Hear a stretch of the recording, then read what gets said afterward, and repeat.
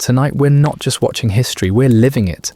You won't be a king or a warlord, but someone far more real, a civilian, a student, a soul tested by ink and time in the heart of imperial China.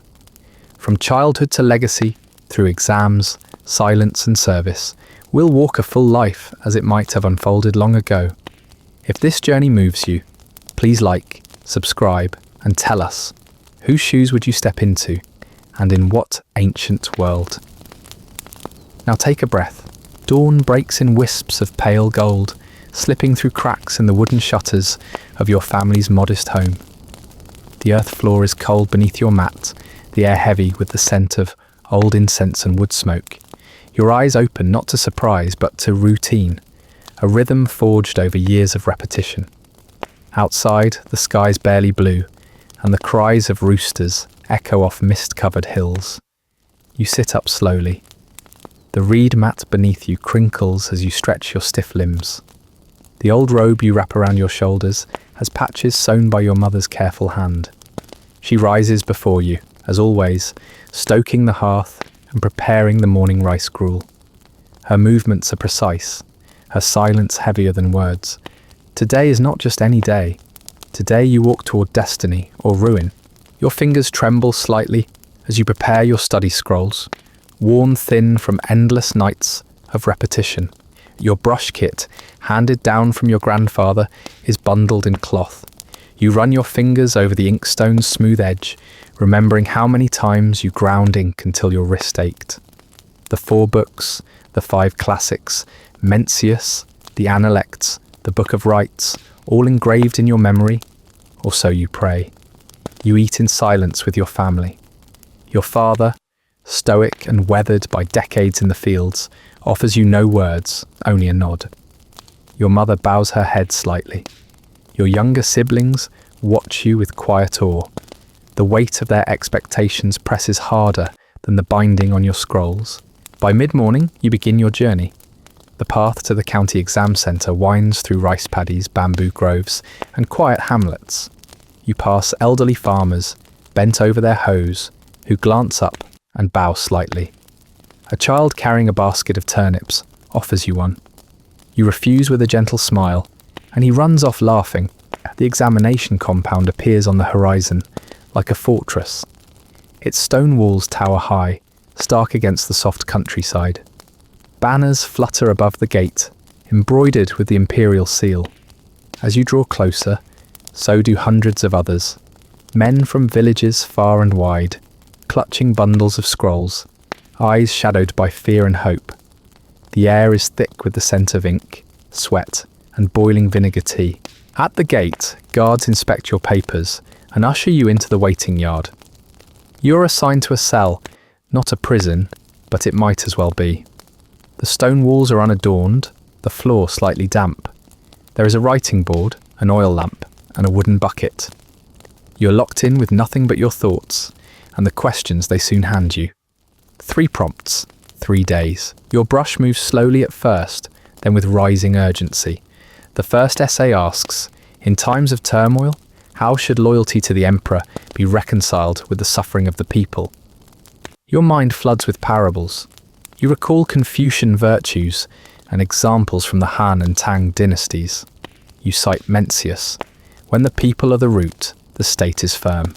You write until your knuckles ache, until your lamp flickers low, until your thoughts blur with exhaustion. You sleep only in brief snatches curled awkwardly on the stone.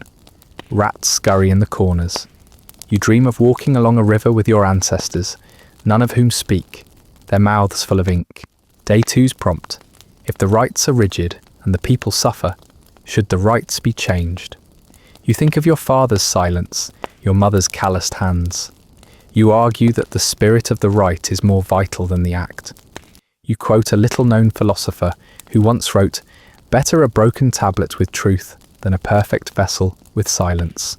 You include a poem, unsure if it's permitted, but it feels necessary. Day 3 tests your soul. Define the ideal magistrate in 10 propositions. You hesitate, then write, "He listens before he speaks. He speaks before he commands. He commands only when all else fails."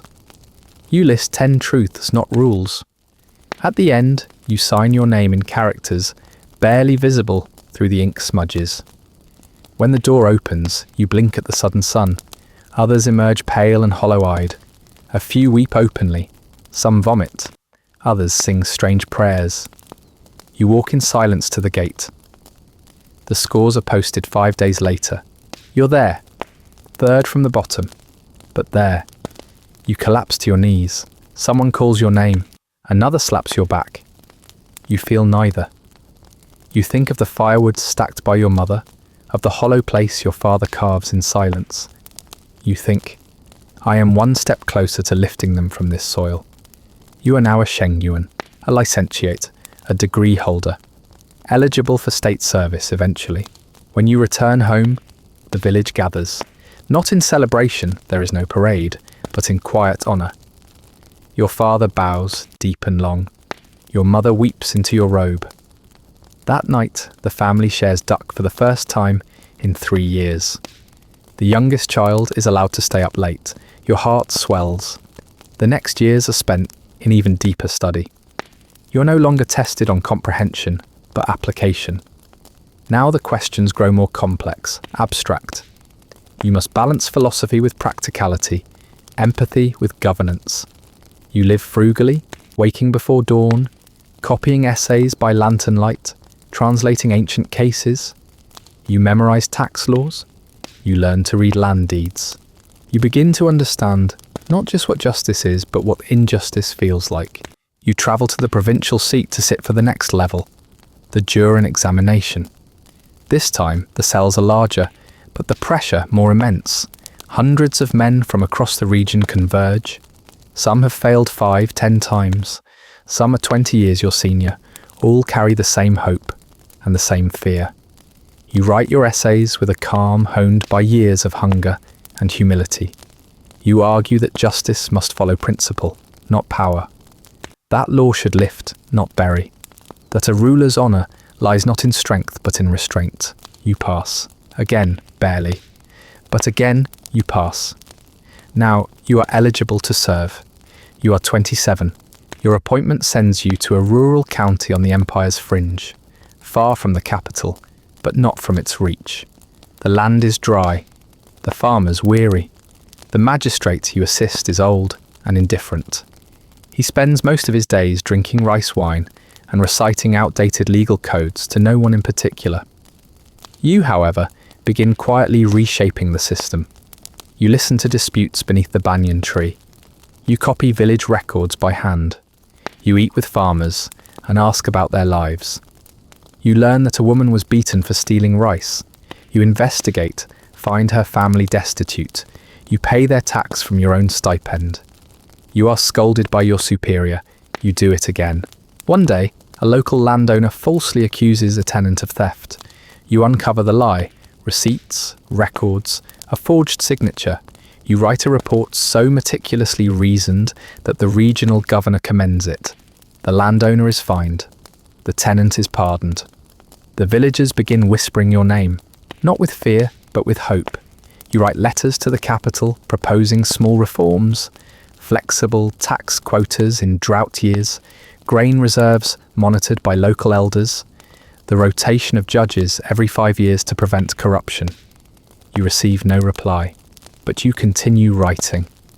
At night, you draft essays, not for exams, not for recognition, but because they must be written. Let law be the bowl, but let mercy be the water. A ruler should fear the hunger of his people more than the swords of his enemies. The silence of the peasant speaks more of the empire than 1,000 reports. You bind these pages into a private volume. You do not yet know that one day they will be copied 1,000 times. The years harden you, not into cruelty, but clarity. By 29, you've handled disputes between neighbours, farmers, merchants, monks, widows, and once, a retired general who believed taxes did not apply to retired greatness. You used no sword, only scrolls and words, yet your verdict stood. The general paid in full, left the county in silence, and never returned. Your name begins to circulate in regional corners, not loudly, but with weight. The young one who listens, the one with ink instead of fire. He wrote the grain law better than the chancellor. The praise is whispered in tea houses and etched softly into ledgers. You are offered a higher post, deputy magistrate in Fengzhou, a coastal prefecture troubled by salt smuggling and disputes over fishing rights. You accept. Not for power, but for proximity to need. You arrive by caravan, robes modest, scrolls wrapped tightly under your arm. The court is chaotic. Ledgers falsified, merchants bribing clerks in daylight. The previous deputy fled under cover of rain, abandoning both ledgers and his dog. You don't begin with orders, you begin by watching. A fisherman begs for lowered fees. You observe his hands, rope scars, skin like bark. You ask how many mouths he feeds. 7. You reduce his quota, not out of sympathy, but reason. You review tax records. You find discrepancies, salt taxed on paper, yet never delivered. You track ink lines like rivers and find the forgeries. You don't arrest the clerk immediately. You call him in, pour tea, ask about his family. His daughter is sick. You give him a month's wage to treat her and remove him quietly from office. The story spreads faster than a trial. The people do not riot, they watch. Then they begin to trust. A widow appears, claiming a landowner poisoned her well. You travel there yourself. You drink from her spring. You inspect the orchard downhill. It's pesticide runoff, illegal. You issue a fine. The landowner balks. You deliver the edict in front of his peers. He bows red-faced and pays twice what you demanded. Your desk is cluttered daily. Petitions folded like cranes, some tear-stained, others crisp and formal. You respond to everyone, even those without merit. To be heard, you write in your journal, is sometimes more powerful than to be obeyed. A local scholar named Ming arrives to observe your methods. He is tall, cautious, curious. He challenges your judgments, praises your poise. You debate often.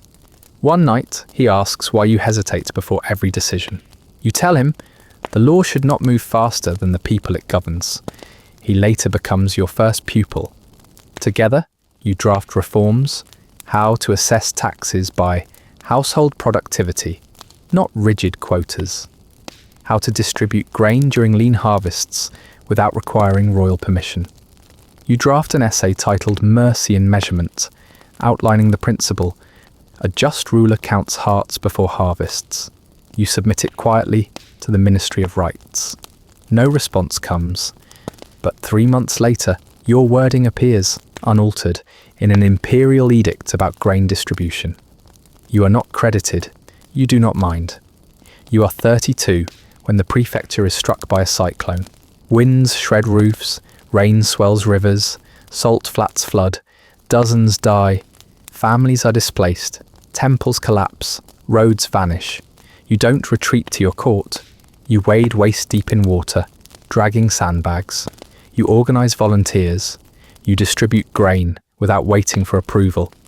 You write receipts by hand, distribute oil and rice in rations. You allow monks to hold court on sacred ground, to shelter the living and the dead. You convert a granary into a temporary orphanage. Some criticize your overreach, others call you guardian. The famine that follows would have been worse if not for your acts. Still you fall ill. Fever racks your body. For 3 weeks you lie on a straw mat, drifting between memory and prayer. Ming watches over you. When you recover, your hands shake too long for writing. You dictate for a month. It is during this illness that you begin your second volume. Waters That Rise, a journal of calamity, service, and silent courage. You write not as record, but as reflection. The first line reads, "Disaster reveals not the heavens' wrath, but our own readiness." The court summons you. You are called to the capital. You do not want to leave, but you understand the duty.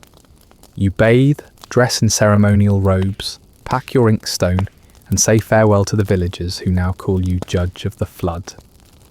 The journey takes 12 days. When you arrive, the capital stuns you again. Red walls so vast they dwarf memory. Golden roof tiles catching the morning sun, like scales of sleeping dragons. Bureaucrats scurry like ants, their sleeves embroidered with signs of office. Couriers shout from corners. The air smells of lacquer, incense, and ambition. You are granted an audience with the Minister of Civil Governance. He is old, lean, sharp-eyed. He speaks few words. Your handling of Feng Zhou impressed the palace, he says. We need you in the Ministry of Personnel. You're appointed a junior legal advisor, 4th rank. The robe they hand you is stiffer than any you've worn. The office colder, but you carry it with quiet grace. Your work in the capital is different. You review appointments, write legal briefs, draft edicts. You meet scholars with silver-tongued arguments and hearts made of stone. You learn to read intentions in footnotes. You eat alone mostly, but your mind remains sharp, and your convictions solid. One afternoon, you're asked to draft an official censure of a provincial governor accused of embezzling grain funds during a drought. You review the documents. You find that the governor falsified only one report because it delayed imperial approval and people were starving. You write instead a defense. The minister scolds you. Do not make heroes of rebels. You reply, I do not seek heroes. Only men who bend law toward mercy when silence would kill. You are not dismissed. The emperor reads your brief. The governor is demoted, not executed. You are quietly thanked. You continue your work, quietly building what will later be called Yan's Doctrine, a framework for legal conduct that prioritizes context over command, human need over ritual. You never name it, others do. Your health stabilizes, your influence grows. By 35, you're a known quantity. You receive letters from across the empire, young scholars seeking your approval, magistrates asking for guidance, villagers sending simple poems with rice paper folded into lotus shapes. You never forget the boy who offered you a turnip years ago. You wonder if he ever passed the exam. And still, you write. Each night before bed, you pen one line in your 3rd journal. Ink must not outpace the truth it is meant to serve. The capital consumes years the way fire eats parchment, quick, quiet, and permanent. You are now 36, a senior legal advisor, known for your clarity in reports and your silence in court. While others vie for proximity to power, you remain at your desk past dusk, brush in hand, rewriting the same sentence 3 different ways. You've mastered the rhythm of imperial politics. 3 bows for a superior, 2 for a peer, 1 for the truth, if anyone's still listening. Your colleagues fear mistakes, you fear indifference. One day, you're summoned to a closed audience. A border province has erupted in unrest, peasants refusing to pay taxes, temple leaders harbouring fugitives. The governor blames drought. The military recommends force. The emperor's seal has not yet dropped on the order. You speak first. There is grain in nearby prefectures, you say. Enough to ease tension. The Minister of War scoffs. Softness invites rebellion. You offer your scroll, a map, a 3-week distribution plan. The emperor remains silent, then nods. The order for troop movement is cancelled. Grain caravans depart the next morning. You do not receive a commendation. But a week later, a courier brings you a sealed envelope. A letter of thanks signed not by an official, but by an elder in that province, written on the back of a family ledger. That night, you write the next chapter of your journal. You call it Silence Before Steel. More requests arrive. A case of bonded labourers in a northern textile mill. You travel there under disguise, posing as a clerk. You walk the alleys. You see the children, 10 years old, coughing thread, knuckles raw from the loom. You gather evidence. You return to court. You issue the memorandum yourself. The factory is closed. The owner flees. You confiscate his estate and redistribute it to the families. You are warned. Too much righteousness attracts envy. You reply, so does too little. You are 38 when you're offered the post of Deputy Chancellor of Provincial Affairs. You consider declining. But Ming, your former pupil now stationed in the West, sends you a letter. If not you, then who will hold the pen steady when the flood comes? You accept. With your new appointment, your scrolls gain faster passage. Your reports require fewer stamps, but your responsibilities multiply. You review provincial edicts. You You confirm magistrate appointments. You propose policies, draft compromises, broker quiet truces between warlords in silk robes. You begin compiling a formal legal philosophy. You title it The Mirror and the Bamboo. Its principles are deceptively simple. A law must serve those most likely to suffer from it. Power should be exercised with the constant awareness of its impermanence. Mercy is not weakness, but foresight. The court is divided. Some call your doctrine dangerous idealism. Others adopt its methods in silence. You are 40 when a new emperor ascends. Young, ambitious, distrustful of the old bureaucracy. He invites advisors to a private council. You are summoned, seated beside men twice your age and half your moral weight. The emperor asks, "What should be the shape of power?" Others quote old dynasties. You say, "Power should be a shadow that moves only when its people shift." He watches you. Then, "Speak more." You draft new protocols for famine relief, reform the grain tracking system, abolish unnecessary court fees for commoners. You create a fund from tax surplus to prepay rice for poor provinces. The emperor signs without hesitation. You decline a raise. Instead, you request a small team of inspectors, young from rural homes, trained to listen before they report. You send them quietly across the empire. They return with news the court would rather ignore.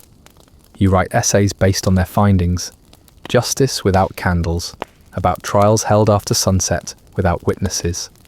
Tax is not a sword, about fair quotas and how they must reflect soil, not schedules. You begin to feel old, not in body, but in trust. The court changes. New faces speak faster, argue louder. You attend fewer meetings, spend more time writing. One night, you walk the canal in silence. A boy offers you a sweet dumpling. You accept. You ask his name. He replies, "Shen." You smile. Years ago, you met a boy who offered you a turnip. You wonder if kindness repeats. A letter arrives from Ming. He writes, "In the West, your essays are now required reading." He sends a picture of a rural school, children copying your calligraphy. You study the photo until the candle wax pools. You visit your mother's grave that winter. You bring jasmine, kneel in silence, whisper thanks.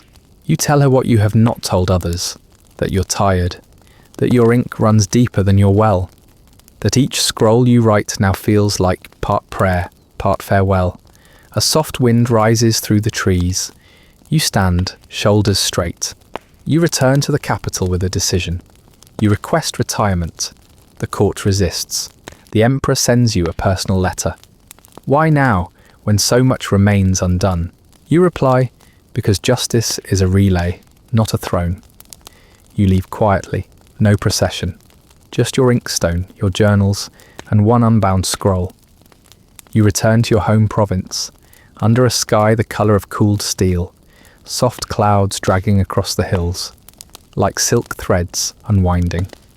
There are no banners waiting, no heralds announcing your arrival, only the sound of wind through bamboo and the faint clap of sandals on stone paths. And that is precisely how you want it. The villagers recognise you not by your title, but by your gait, steady and familiar. Children whisper behind fences.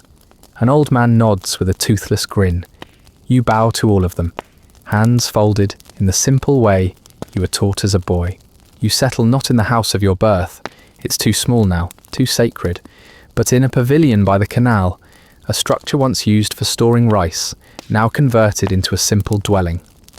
Its floors are plain wood, its roof thatched anew. The walls breathe with the wind, and the horizon unfurls like a scroll before your writing desk. You plant a garden, chrysanthemums, scallions, a peach tree. You draw water from the same well your mother once leaned over. You sleep without ceremony, wake without compulsion.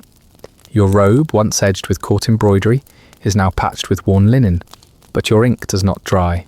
You write each morning as the mist lifts from the canal. Essays, parables, reflections. One titled, "The Breath Between Judgments," becomes widely copied after a merchant reads it aloud at a provincial market. Another, "How the Grain Bowl Teaches Fairness," is adapted into a rural school curriculum. Young scholars arrive, quietly at first, then in greater numbers. They sit cross-legged on mats, scrolls in hand, asking questions with the wide eyes of those not yet defeated by systems. You teach them not dogma but process. You say, justice is like tea. If brewed too quickly, it is bitter. If too weak, it fails to awaken. You pass down your calligraphy brush, the one given to you before your first exam, to a student named Jinhai. He copies your writing with quiet discipline, never boasting, always listening. You correct him less with words and more with glances. The bamboo around your pavilion begins to whisper. Your students nickname it the House of Steady Waters. Villagers come to settle disputes, bringing baskets of millet and rough-hewn ledgers. A fisherman accused of casting nets too close to another's dock. A young widow negotiating rights to land her husband left. A temple unsure how to share festival duties with a new village. You listen. You mediate. You write simple agreements. You charge nothing. Soon, nearby counties send messengers requesting advice. You reply with folded scrolls, stamped not with an official seal, but with your personal character for listen. You decline offers of appointment, citing age and unfinished gardening. At night, you look at the stars and think of how many judgments were rendered beneath lesser lights. One winter, news comes of famine in the northern valleys. You gather your students and organize a collection. Grain, wool, dried vegetables. Merchants offer wagons. Children offer preserved eggs. You send it north under the name In Memory of the Hungry Unheard. No one reports this to the court, but 3 years later, an imperial courier arrives with a personal letter. The emperor, older now, matured by responsibility, thanks you for continuing the work where courts cannot reach. He sends no medal, only words. You prefer it that way.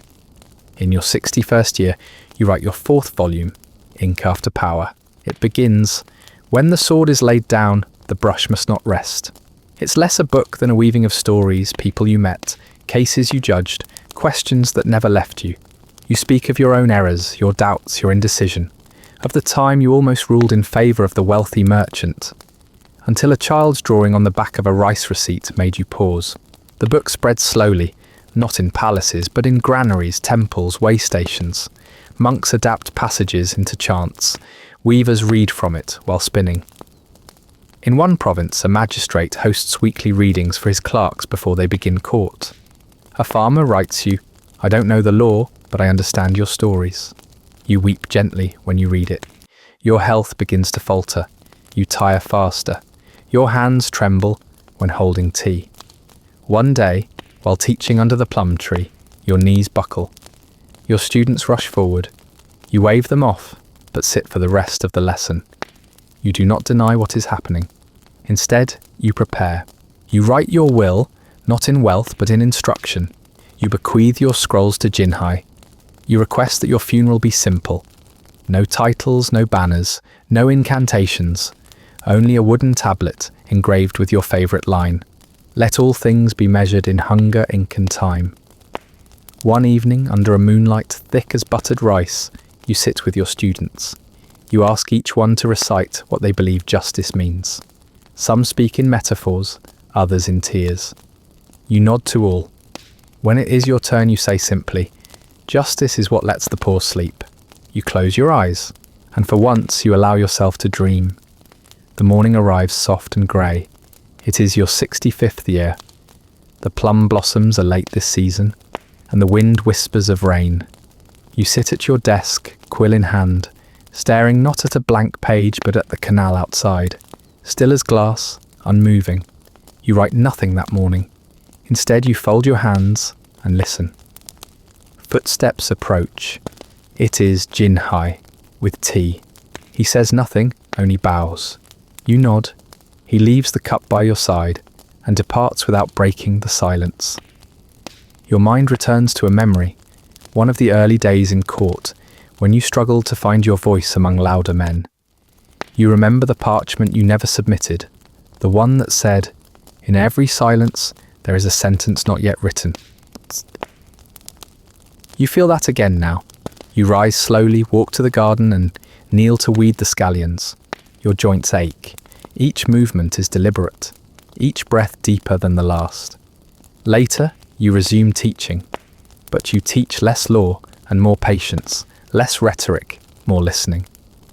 You read aloud from your earliest essays, stopping mid-line to ask your students what they would change. Often they find errors you had not seen. You nod, proud. One afternoon, a young woman arrives from the capital, robes crisp, eyes like polished jade. She introduces herself as May, a junior magistrate recently appointed to a flood-prone district. She has travelled 2 provinces to ask a single question. How do I decide when the law harms more than it helps? You ask her to stay. For 3 weeks, May lives in the pavilion, joining lessons, sitting under the plum tree, cooking with students, asking questions not for answers, but for sharpening. Her presence renews the air, and you realise how long it's been since someone challenged you with fire rather than reverence. On her final day, she asks to copy your scroll, Waters That Rise. You agree. She bows so deeply, her forehead brushes the mat. After she leaves, you sit with Jinhai beneath the plum tree and say, "She will write laws that outlast my ink." He smiles, and she'll remember whose ink taught her how. That spring, a quiet celebration is held in your honour. Your students organise it. No ceremony, just readings, shared rice cakes, and the planting of a new bamboo grove near the canal. A stone is placed there, inscribed with your line, "Justice bends like bamboo, but never breaks like iron." You stand beside it, hands behind your back, and feel the wind curl around your robe. The celebration ends at dusk. You return to your quarters, light a candle, and open your journal. You write only one line, "The garden grows now without me." Summer comes. A dry heat presses down. Your cough worsens. You tire quickly. The doctor prescribes herbs and rest. You drink the tea. You rest, but you also write. You begin your final manuscript before the ink dries. It is not a treatise, nor a legal text. It is a letter to your younger self. You write of fear before the first exam, of quiet prayers whispered behind the exam wall. You recall the first judgment you rendered, the first bribe you refused, the first orphan you fed. You confess your doubts, your mistakes, your regrets. You end the letter with this: "You will never be the loudest or the richest or the most celebrated, but one day someone will quote you to save someone else. That is enough." You bind the manuscript in soft hemp cloth and give it to Jinhai. A week later, your fever returns. It doesn't leave. Your students take turns sitting by your bed, reading to you from your own work.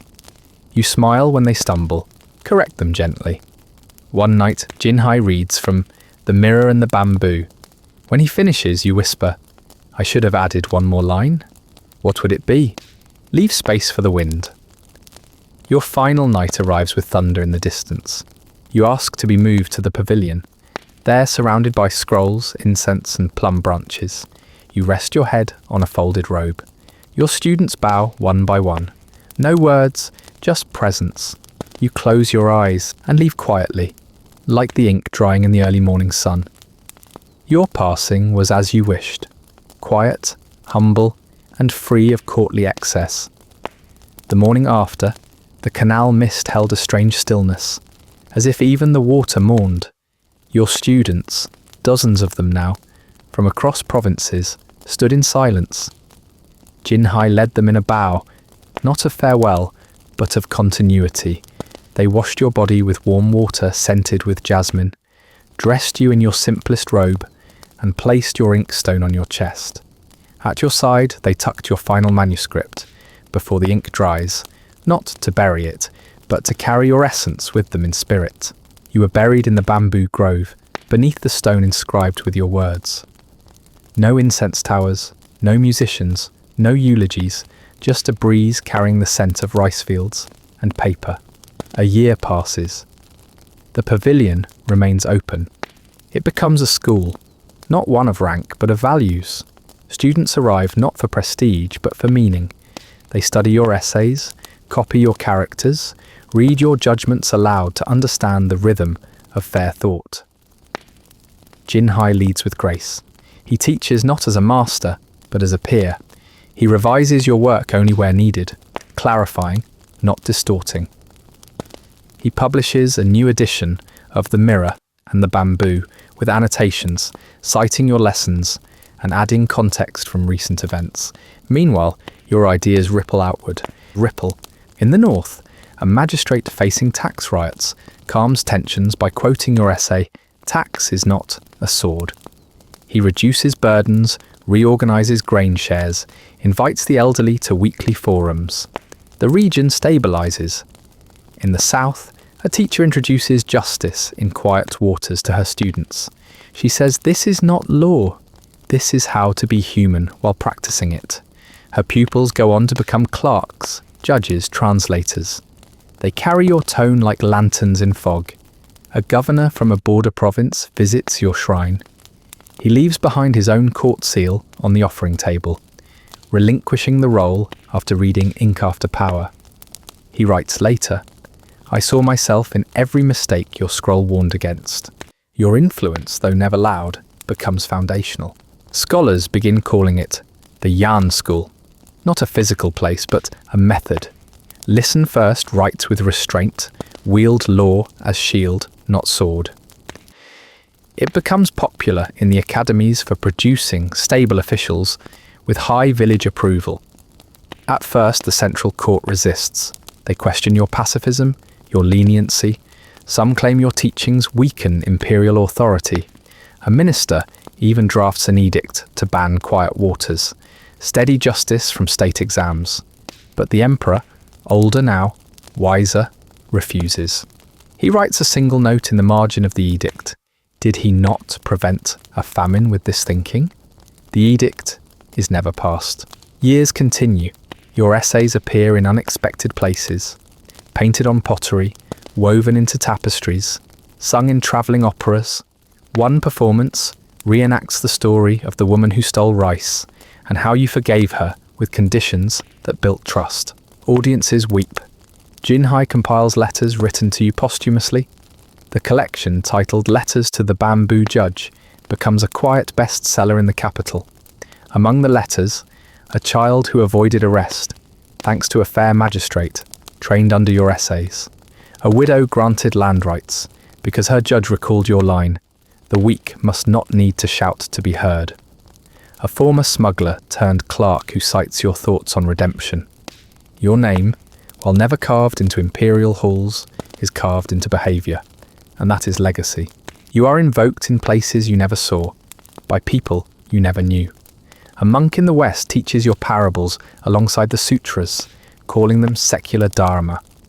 A sailor names his boat ink-tide and prays to your spirit for safe travel, not as deity, but as guide.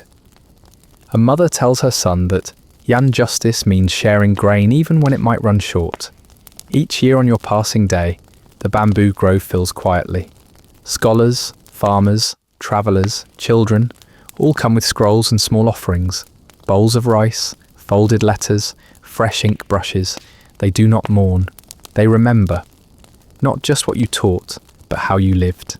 Time, as ever, flows forward, bending old truths, silencing names. Yet somehow, yours remains spoken. A century after your death, a historian compiling a chronicle of provincial reform includes only one paragraph about you. It reads, "Yan, styled elder of the bamboo, served not with force, but with ink and silence. His writings became doctrine in districts that rarely saw imperial light." That single paragraph would go on to influence dozens of careers, because in the quiet margins of bureaucratic documents, your quotes still appear. A young prefect facing drought recalls your principle. Rain is not promised. Store not just grain, but grace. She opens her personal rice supply. She is later accused of impropriety, but the villages under her care survive. When summoned for questioning, she presents a scroll copied from your original text. The judge reads it twice, then says nothing. The charges are dropped. Elsewhere, a new law school is founded in the coastal city of Xinyuan. Though not officially sanctioned, it teaches aspiring magistrates using your collected volumes.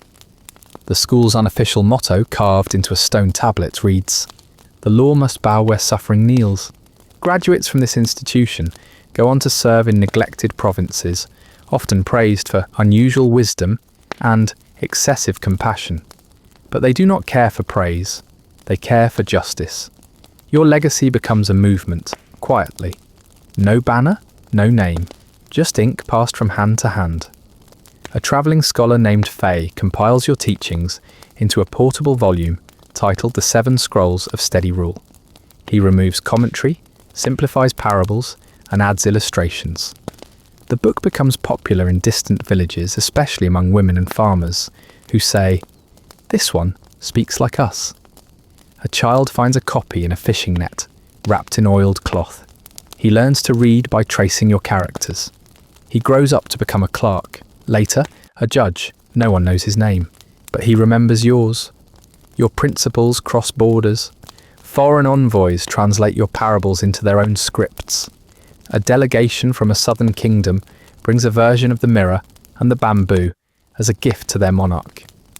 The monarch reads it aloud during council and says, "He ruled more wisely without a sword than I do with an army." In the capital, your works remain unspoken in court sessions, yet quoted often in corridors. A councillor cites your line about listening to villagers. Another references your view that law must fit its people, like shoes to their feet, not feet to the shoes. A skeptical official once mutters, "Why do we whisper his name and never speak it aloud?" His superior replies, "Because some truths speak louder that way." Still, not all approve. A faction within the court seeks to revise history. They argue your leniency weakened law, your parables softened power. They publish counter-essays, but they fail to replace your words. You remain not because of protection, but precision. The people remember what works. A famine strikes the eastern provinces.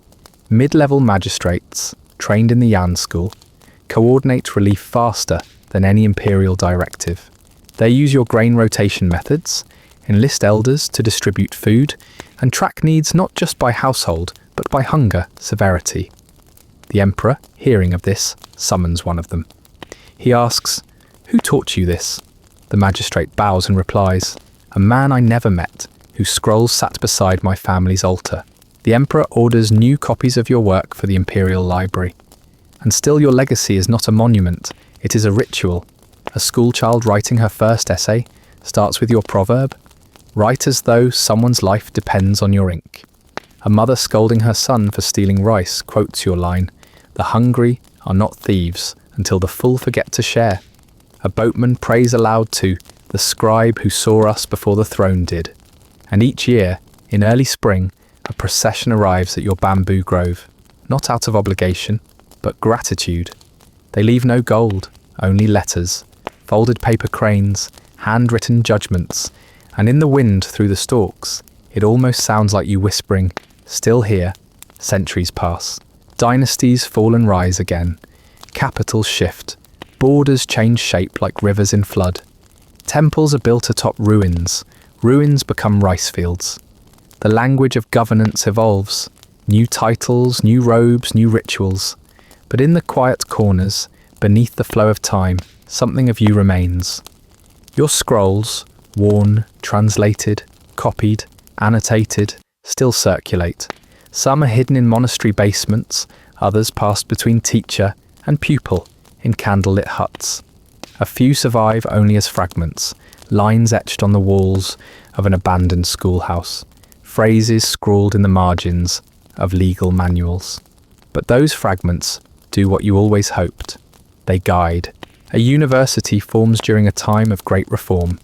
It bears no sainted name, only a principle. Serve without seeking to rule. In its core curriculum is a module called Ethics of Grain and Ink, built entirely around your ideas. The students don't memorize, they debate. They're told, justice is not what you inherit, it's what you remake every day. In a museum hundreds of miles from your grove, your original inkstone is displayed.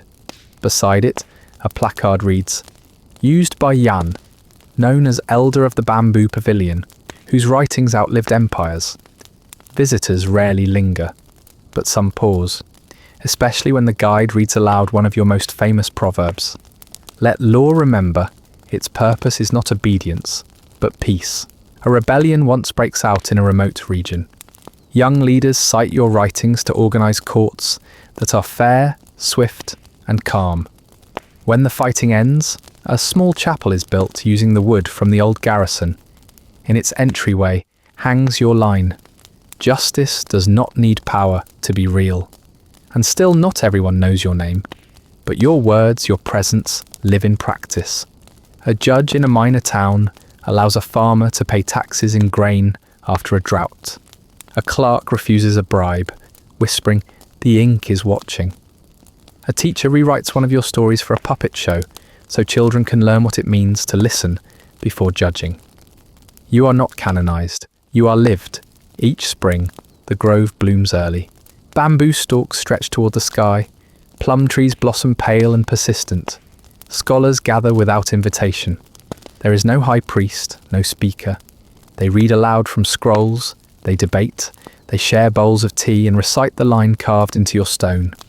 Let all things be measured in hunger, ink and time. And on one particular spring, centuries after your passing, a little girl kneels by your stone with her grandfather. She is too young to read. He whispers a story about a judge who fed people before punishing them, who asked questions before giving orders, who believed that the law must never be louder than a child's hunger. She listens. She doesn't know your name, but later, when she grows up to be a magistrate in a far-off province, she will use one of your lines, unchanged, uncredited, to settle a bitter land dispute with quiet fairness. And in doing so, she will become a thread in your legacy. A legacy not of power, not of monument, but of motion. Ink still drying even now. If you felt something on this journey, if walking in these shoes brought the past a little closer, leave a like, subscribe, and tell us, whose footsteps should we walk next, and where in history should we go? Until then, rest well, and I'll see you next time, where the past still whispers.